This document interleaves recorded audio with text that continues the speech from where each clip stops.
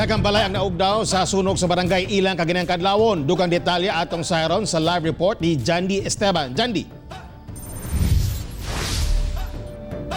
Yastek, doble karon ang problema sa mga residente sa New Society Village sa Barangay Ilang. Gumikan, apektado na gani sila sa quarantine na sunugan pagyod. Kapin 300 ka pamilya ang apektado sa maong sunog.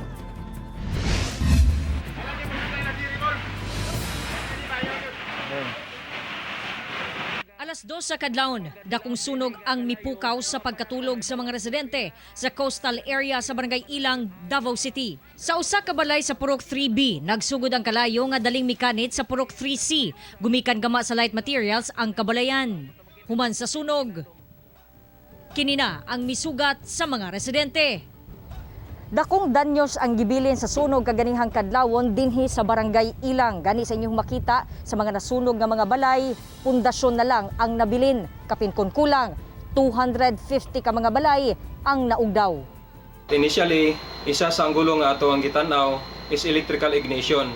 Kay based sa statement sa ato ang mga witnesses nga nakita nila nga nagsugod ang kalayo dito sa ceiling portion sa balay ni Ronald Barrio. Ang tabang nga bag-o lang gihatag sa barangay ug ang imahe sa Santo Niño na apilog kasunog.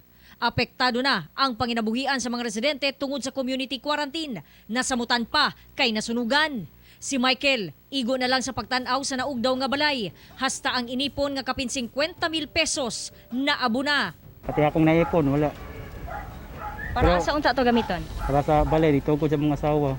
Abroad nung mga asawa ko. Ang ubang residente, gibasol ang dugay nga pagresponde sa kabumberuhan. Dugay ka nakahus, ma'am. Dapat dito humana. Dapat diri ang depensahan nila. Dili unta mi diri maapil. Mga around 240. Kinisya ni Tugma sa statement sa ato ang mga responders from Paracan Fire Station. Pag-uman nila na dawat ang report. Pag-responde nila whole area, nakita na nila nga dako na kayo ang kalayo.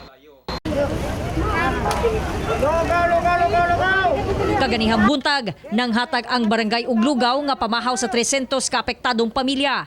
Temporaryo una silang nagtiner sa evacuation centers pero kamatikdan nga wala na natuman ang social distancing. Samtang ang 54 ka pamilya nga obligadong mag-quarantine, wala gisagol sa uban sa evacuation centers. Naa sila dapit sa dagat, ma'am. Sila rin dapit ang dito. I-separate ginamon sila dito. Okay, daghang salamat, Jandy Esteban.